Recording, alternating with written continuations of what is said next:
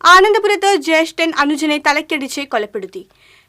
ആനന്ദപുരം കൊരട്ടിക്കാട്ടിൽ വീട്ടിൽ പരേതനായ സുധാകരന്റെ മകൻ 29 വയസ്സുള്ള യദുകൃഷ്ണനാണ് മരിച്ചത്.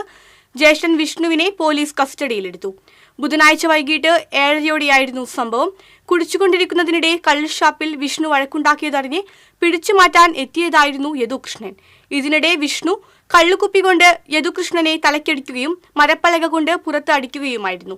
അടിയേറ്റ് വീണുകിടന്ന യദുകൃഷ്ണനെ പുതുക്കാട് പോലീസ് എത്തിയാണ് മെഡിക്കൽ കോളേജ് ആശുപത്രിയിൽ എത്തിച്ചത്.